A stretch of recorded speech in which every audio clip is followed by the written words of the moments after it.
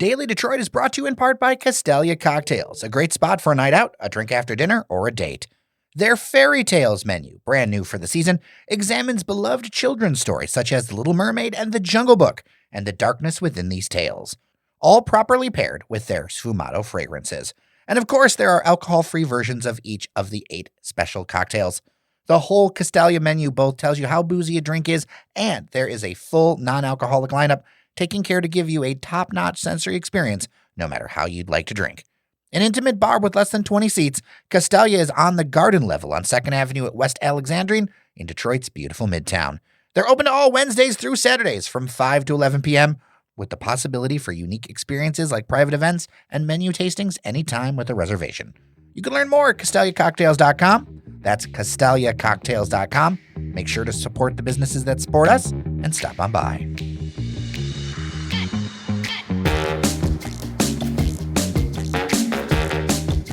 Hello, friends, and welcome to your Daily Detroit, sharing what to know and where to go in Southeast Michigan.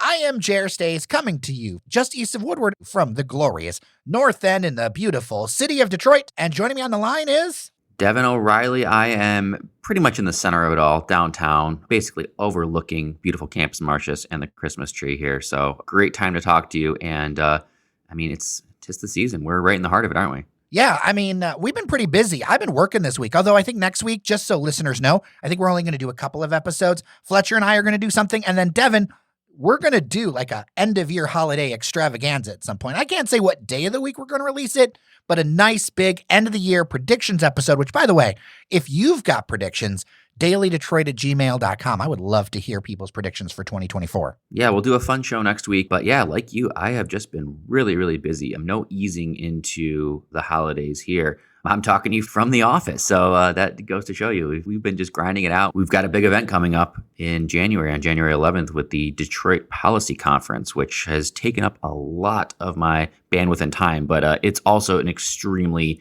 interesting and fulfilling event that I do every year. And I think extremely relevant to our listeners, and also gives people a little bit of a clue into your world and what you deal with on a daily basis. But first, I want to start with something a little bit fun, Devin, in that I'm working on experimenting with decaffeinated coffee, sir. Okay, not my jam, but go on. I am into coffee for the taste of coffee. It's not just the caffeine for me. And I know that if I want to enjoy more coffee, that I need to spread things out a bit. Maybe 4 or 5 cups a day isn't the way to go. Always. Oof. Okay. Well, I love my coffee too. I've tried to limit myself at 3, or I'll even, do 2 sometimes, but I just will never do decaf. For me, it's kind of like coffee without the caffeine is like booze without the alcohol.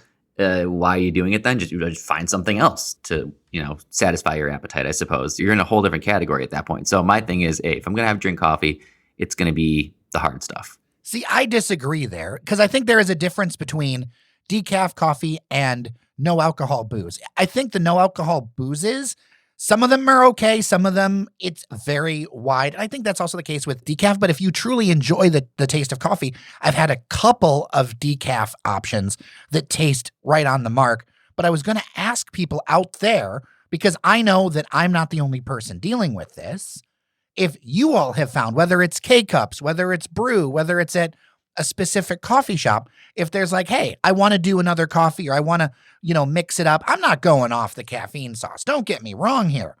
But if it's like, you know what, I'm feeling like something coffee and it's 3, maybe I shouldn't do that, is kind of where I'm at, right? Keeping the coffee before noon. Yeah, I've tried to limit. One afternoon cup is probably all I could do, because at some point, you build up a tolerance, but it'll still affect you. So I try not to do that either. I don't know. Maybe I'll give decaf a try, Jerry. It's one of those things I just haven't even thought of it. I don't crave the taste of coffee, but I do kind of use it as kind of a stimulant to get through the day sometimes. But you know what? You speak so highly of it. If you and maybe the listeners can crowdsource some really quality recommendations locally, I'm all for trying it. Yeah, let's do that. dailydetroit@gmail.com. I want to hear your experiences. What have you played with? Whatever. And I've had a few different things already. I will tell you right off the bat, do not do the McCafe one. That's just not a winner. I don't know if this is a hot take or not, but I think McDonald's coffee is crap anyway. Oh, it's extremely popular. I know. I gave it a chance. I was like, there's a few times where I just happened to be, whatever, long story short, I was picking some food up from there, and I got a coffee, and I was just so unimpressed. I mean, Dunkin' far superior, Tim Hortons far superior. I try to keep my coffee shops to, the local stuff and small businesses anyway, so I don't really venture out. But yeah, I don't know. McDonald's just was like bean water for me. All right. Well, love to hear from people about that. Let's get into a little bit of development news. You've got word about a hotel that is making progress. This is first reported by Crain's Detroit. Yeah, always love to talk development news. I feel like we've always got something to talk about, which is a very positive thing. And they just announced the Joe Louis site hotel construction. So the site of the Joe Louis Arena, we've talked about it before. What we already know and what is already essentially built, the structure is built. They're just kind of, finishing it off now. They built the apartments. The apartment buildings, we talked about it. Some apartments are going as high as $10,000. Discussion for another day. But I think that listeners, even when we talked about this, Jer, listeners astutely noted that, wow, they built this apartment building seemingly in the middle of like a ton of green space and like nothing around it. Well, now we start to see a little bit more of what the grand vision is, because adjacent to this current apartment building and between Huntington Place, they are building a 25-story, 600-room hotel. So this is a big boy, Jer. Wow. I will link to the story in the show notes. It is interesting to see that there's going to be a pedestrian bridge to connect to the convention center. There's going to be a community benefits process on this one, which is different than the apartments because the apartment land was part of the bankruptcy process. So it's interesting to see these two things. Although with how the community benefits process works, that area that it's going to draw from is going to be a lot of other apartment dwellers. So I wonder what's going to happen with that, right? Because right there you've got, was it River Place? Riverfront Towers. Riverfront, sorry. Yeah, Riverfront. Yeah, looking at where the community benefits kind of zone is, you don't have a lot of like single family, dense residential. You've got a lot of what I would say is probably like more transient, a lot of hotels, but a lot of apartment buildings. Actually, not a lot of people if you're looking at it. I mean, basically, we're looking at a eastern boundary of Woodward. We're looking at kind of a western boundary of Trumbull, northern boundary of Michigan Avenue, and then down to the river on the south. So like that's very commercial. It's very lots of roads and concrete. So I don't see the community benefits thing being too big of a holdup. I can't imagine they're going after too much money. I mean, again, it's all relative, but this is nothing near a Hudson site, a Olympia development site project. They don't have a price tag on this either, but I would guess, it's somewhere 100 million or somewhere thereabouts. Now, looking at the rendering I see out there, you've got like a 5-story podium, which is kind of the jam right now, right? Where you put all of your amenities and then you put the rooms up top. It's so close to the riverfront and so close to the Riverwalk.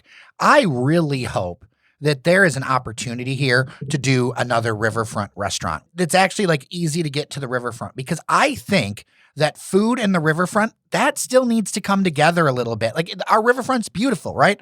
But I'll tell you, one thing I think that Chicago has on us is those riverfront restaurants and being able to grab a bite right there with the boats going by. I think that would be huge. I know there's a couple of things in the rents end, but there's that big road and it's so far away. It doesn't have the same vibe. In that corner, I feel like this could be really cool. Yeah, thank you for saying that, Jerry, because I wholeheartedly agree. And you're absolutely right that we don't really have any restaurants downtown that embrace the riverfront. You have Joe Muir and you have Andiamo, and for whatever reason, yes, they have kind of like small-ish patios, but they really don't embrace those. It's not a big feature of their restaurants. They're boxed in by that big road, that service road that goes around it. There's only so much they can do. And you don't really have anything going east or west until you get to, perhaps when we're talking all the way down to like Sinbad's or something. There's a few food stands from the Conservancy itself, but it's not. I know what you're talking about, Jerry. Like a restaurant that really kind of overlooks the river, really embraces the riverfront. I would love to see that. I'm going to be optimistic about this. Surprise, surprise.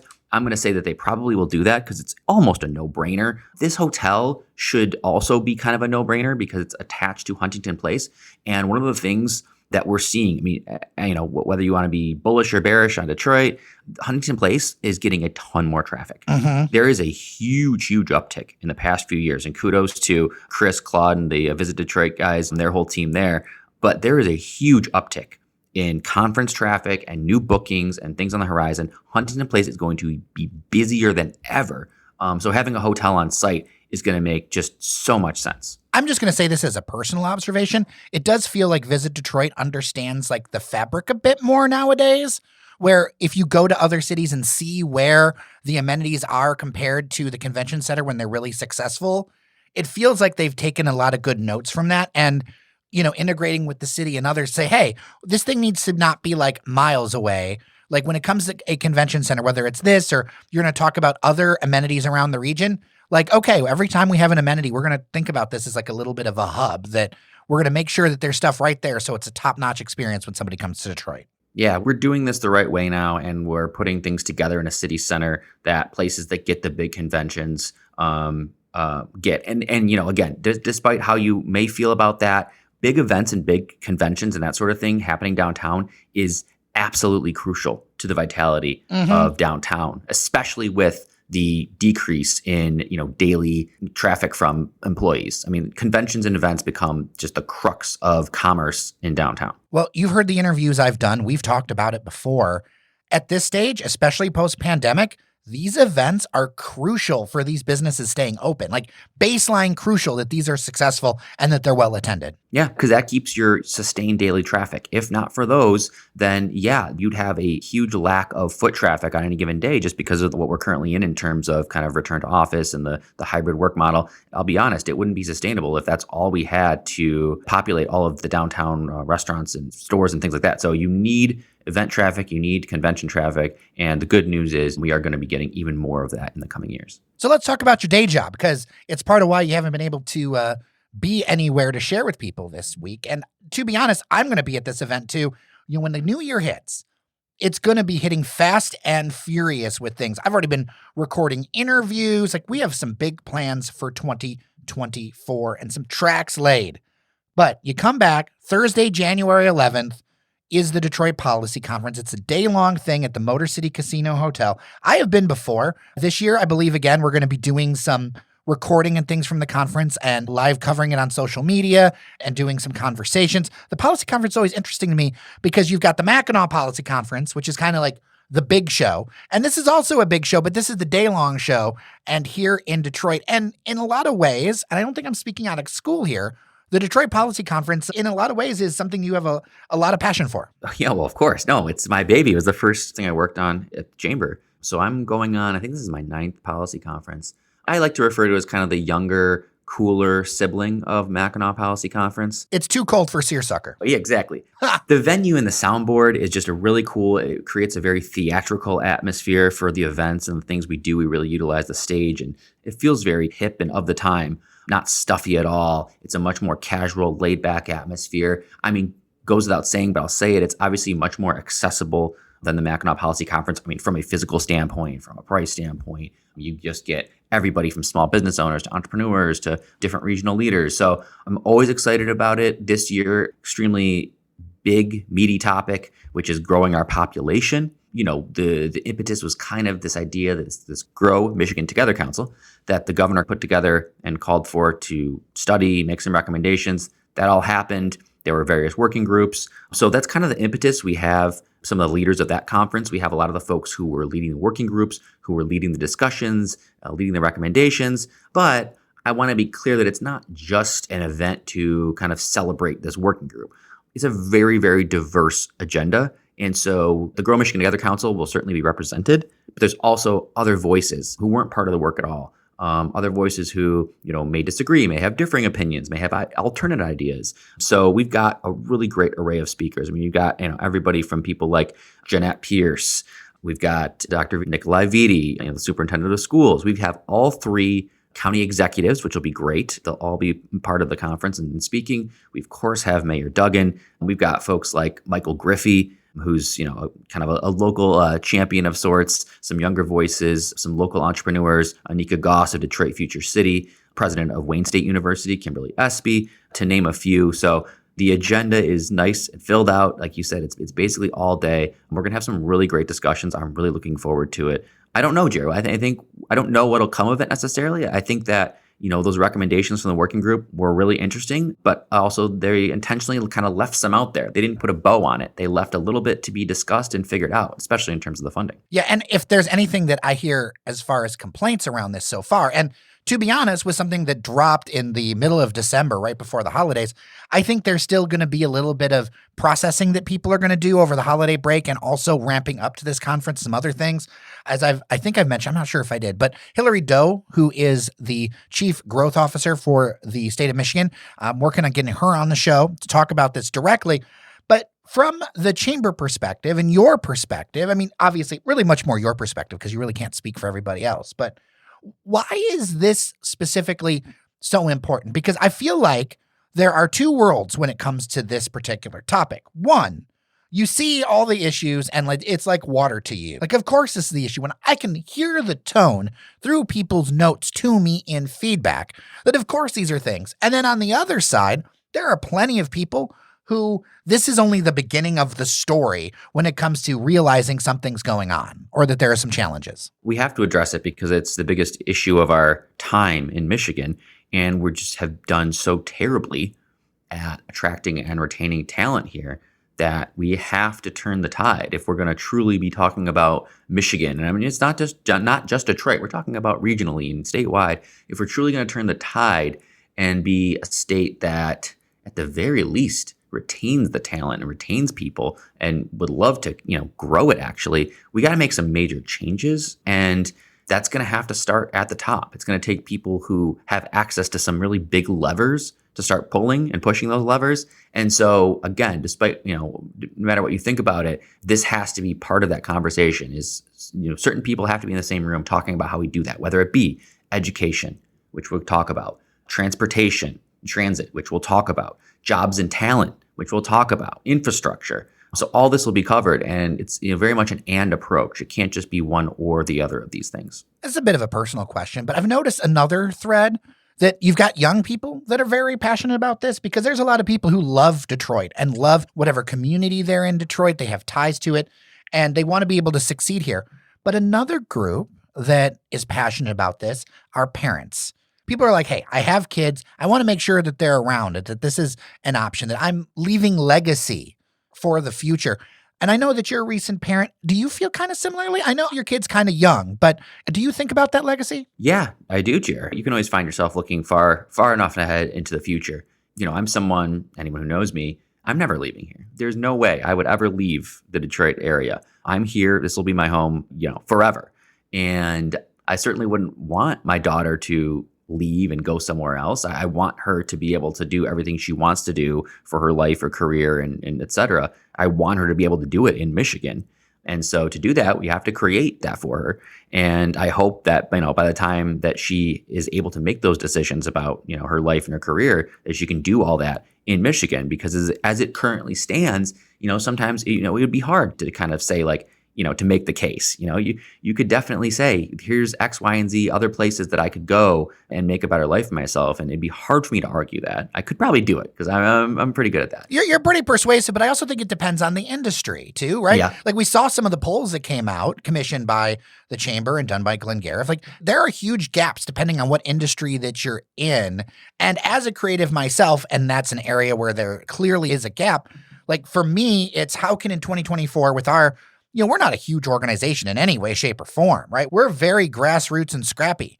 But what are the ways that we can magnify and help others and level things up so that can exist even more so in Detroit? So we're having the talent right there and the jobs to access and make those things happen. And there are a number of industries like that. Yeah, you're right. I mean, I think these all tie in together. So this will end up being, Jared, our conversation won't kind of end, honestly. We'll just kind of stop somewhere and it'll have a little ... after it, because a lot of this is going to be discussed at the conference. And, we should probably have a chance sometime in the new year to recap and say, well, what was said? What were some of these people, these leaders of the state? What did they say about it? What do they think we needed to do? Because you and I can't solve this as much as we think we could try and as much as others think they can try. Like I said, it takes change from the top. And so I'm interested to hear what some of these leaders are going to say about it, because it all ties together. I mean, there's just no doubt about it. It's education begats talent, begats jobs, begats transportation to get to those jobs. Like it's just so all intertwined. I would love to hear people's thoughts and their questions. If they've got something, we've got some days. I know that it's January 11th, but with the holidays, planning, everything else, that's one of the reasons why I want to talk about it now, so that people could put it in there. If they say they want to go, there's always good networking opportunities there, especially if you're in business or something like that. But if you've got questions, something that we can convey to people, because obviously we're going to be talking to people. Obviously, there's going to be press scrums and things like that I'll be able to cause some good trouble, Devin. I know sometimes I cause some good trouble around there. Yeah, I think you will. And again, unpaid advertisement, I would just say it is one of those things where if you find yourself, thinking like, maybe you feel like you're on the outside of this conversation and you have ideas or you want to talk to some of these people, this is a fantastic chance to come to the conference and to actually meet and talk to the people who are making these decisions. That presents a really, really cool opportunity. If you want to be a part of this conversation, you can meet the people who are making these decisions on January 11th. And do not feel afraid to send me a note, dailydetroit@gmail.com or voicemail 313-789-3211. That's 313-789-3211. Let's do this thing together. Devin O'Reilly, so good to talk to you. Great to talk to you as always, Jer. Looking forward to the holidays and, happy holidays to everybody out there listening. If you're listening to this before the holidays, as we're just on the cusp here of Christmas Eve and Christmas, and we're still going to talk to you before the new year, Jared, because we'll have a fun show next week for sure. Bold predictions, and as I said, if you've got a bold prediction, I would love to hear it too, because that's what it is. Predictions are partly about being right, because we've been right about a few of them, and then it's also about kind of moving the needle forward in the conversation, being like, hey, these are the things that I'm seeing come together. Where it's like, could this happen? Maybe, and I think that's part of the fun of doing a predictions episode. I couldn't tell you what I predicted last year. So that's something we'll have to do, Jared. We got to make sure we kind of recall what we predicted last year and see how that turned out. For sure. Well, Devin, since I know you and I both happen to celebrate Christmas, Merry Christmas to you and your family. And of course, happy holidays and all the holidays that you want to celebrate to our listeners. As I said, 2 episodes next week. We're going to Fletcher Sharp. Look, there's a bunch of sports things happening. It's not going to stop. It's a pretty big sports weekend. The Lions are in the hunt. The Red Wings are fun. Hopefully the Pistons can find a win somewhere along the line. It's almost more fun if they don't at this point. I know you're a big Pistons fan, Devin. I so am. Do you believe that they'll break the streak? The 26 or whatever? No, I'm completely dejected. I can't. I just can't. Might as well just be the worst team ever and just have something to show for ourselves. All right. Thank you so much for listening. With that, I'm Jer Stays. I'm Devin O'Reilly. Remember that you are somebody, and we'll see you around Detroit.